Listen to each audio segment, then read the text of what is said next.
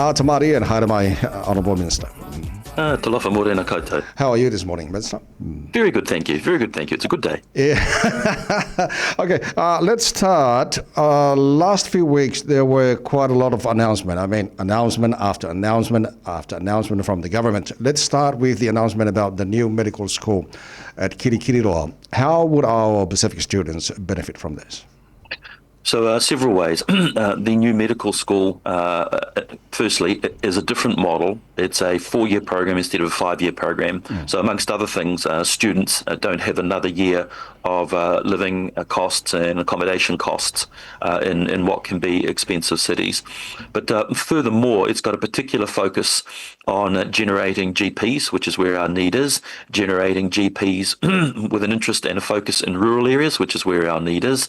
And of course, the medical school is also interested in how we can meet those deficiencies we have in vulnerable communities and underrepresented communities. So for Pacific people, many of which who may well live in rural communities and may well struggle to get to see their GP, they will benefit both from the entry into a third medical school, so a new pathway, but also as the graduates come out, they'll be able to benefit from that. That will be a benefit to Pacific people. Excellent. Thank you, Honourable Minister. Let me bring in my co-host. She's got a question. There was another announcement coming out yesterday. Sure. Morena Minita, kei te pea koe. Tēnā koe hoki. Aye. The government. One of the announcements that was recently given by the government was the plan to increase the availability of building products for New Zealand. How does this initiative aim to support Pacific families in New Zealand?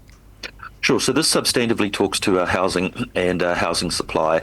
And what Minister Pink and the government have done is say, look, there are high quality products, a range of high quality products that will meet our building code that we want to make available to New Zealanders. Amongst other things, competition will help drive prices down, and along with other regulatory reforms, this should save thousands of dollars in house builds and new builds and in renovations.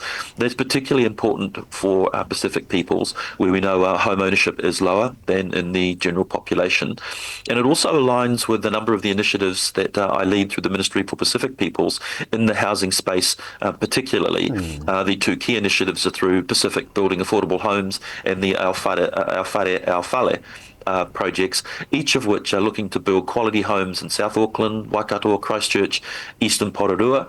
I can tell you that 40 homes have already been delivered through the Pacifica Building Affordable Homes Fund, and there's 300 homes in Pororua that are looking to come up out of the ground through Aofale. The announcements we've made around building products and regulatory settings means we can get more bang for our buck in that funding, get a better return for our Pacific housing funds and ambitions, and will fundamentally lower the cost of building and renovating houses. Honourable Minister, the good news is that we're giving the green light for the overseas suppliers. The concern, comparing the cost of the house, the price of the houses here in New Zealand, it's a lot expensive compared to Australia. The question is, do you think giving the green light to the overseas suppliers will make cheaper houses in New Zealand? Yes, I think it will make houses thousands of dollars cheaper. Yeah. Amongst other things, it increases the range of options that New Zealanders have, but also competition will bring prices down. And we know that our cost of building is significantly higher than in other similar places. So every indication we have is that these announcements will bring down the cost of building and renovating houses. Thank you, Honourable Minister. Are there any education programs or scholarships aimed at improving our outcomes for Pacific students? Oh, absolutely. The Taeao Scholarship Fund is an excellent example around where we're funding students, predominantly, roughly 75%, secondary school students and 25% tertiary students, university students, to progress in the STEM subjects. And I think one of the best examples I saw from this was the Amanaki Fund or the Amanaki Enterprises in Palmerston North, who train Pacifica high school students in the STEM subjects. And their conversion rate to NCEA 1 and NCEA 2 is impressive. And then their conversion rate from high school into university in the STEM subjects is impressive. And the graduates then from university in the STEM subjects. So we're doing a lot in the education space for Pacifica, particularly, and the Toloa scholarships are a key lead out in that area. Okay, Honourable Minister, can you update us on the progress of the Healthy Homes initiative for Pacific Families, please? Yes, I can. Very excited about the Healthy Homes initiative. We've been breaking new ground with that initiative by taking into account older people as well, which is not where the initial criteria for Healthy Homes is. End of July, we've completed, I say again, end of June, we've completed the first year, and we're having that analysed by Otago University, by researchers at Otago, to look at before and after the impact and benefits.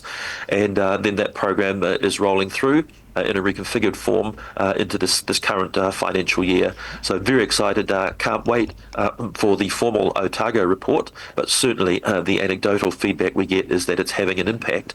And we would expect to see that impact further on then in less attendance at A&E, less off-work sick, generally feeling better and healthier. Those are the sort of impacts we're looking to measure. Okay, Honourable Minister, cost of living is still not helping our Pacific Island people. What steps is the ministry taking to address rising costs and job losses affecting Pacific communities? So as an all-of-government response, there's many initiatives that we've taken, including steps that have brought down the interest rates, mortgage interest rates, which then become a pass-through with more disposable income in people's pockets to help address the cost of living.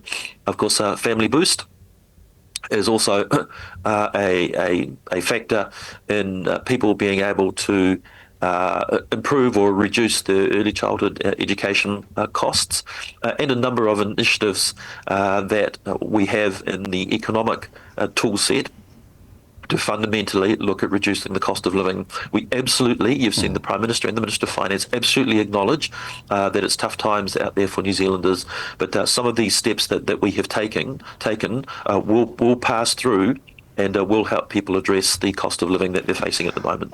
One other question we want to ask you, Honourable Minister, promoting the Pacific languages in Aotearoa. What are the ministry's current efforts to preserve that?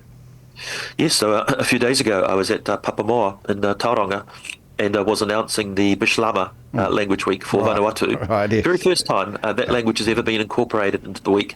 And we were celebrating the first week for a new language, for Bishlama. We were celebrating 45 years of independence. There was a large number of RSC workers there, and it was just delightful to be in and amongst that Pacifica community. So very excited. The next new language week is this week, Bishlama Language Week. Right. Okay, Honourable Minister, we're now into the last half of the year. What are your top priorities for Pacific peoples, and how do they build on the last months of the year, 6 months of the year? Sure. So my priorities are around the economy, how we can help Pacific businesses to thrive. They're around infrastructure, housing. As I mentioned, we've built 40 homes under the Pacifica Affordable Homes Fund. The 300 with our whare, which are due to come up in Porirua. We're making good progress on that. In the health space, the Healthy Homes Initiative is very effective. In the education space, we're wanting to particularly lift up education for Pacifica high school students and Pacifica in higher education. And in law and order, of course, we have the Pacifica Wardens, the $1 million that I announced a few months ago, which is filling out that fundamentally voluntary contribution and increasing Pacifica Wardens and their contribution to keeping us safe in society. So those are all the objectives substantively that I have in the portfolio, and making very good progress over this last 6 months. Excellent. Thank you so much, Honourable Minister. Before I let you go, if there's one message you want to leave with our Pacific listeners this morning, what would be it? Yeah, we're absolutely focused on increasing the growth of the economy, absolutely focused on how we can put more money in people's pockets. And so the Going for Growth agenda and the cost of living are front and centre for this government. We understand that Pacific peoples also are making their way through the cost of living. So we are totally focused as a first priority on addressing that. Honourable Minister Dr Shane Reti, Whawhetai Tele Lava, thank you so much for your time this morning. Kia whai tōra. Whawhetai Lava, tō whāse fo. O le Whakona Minister Dr Shane Reti, ia male nei fo i Taeao, male Tanaronga.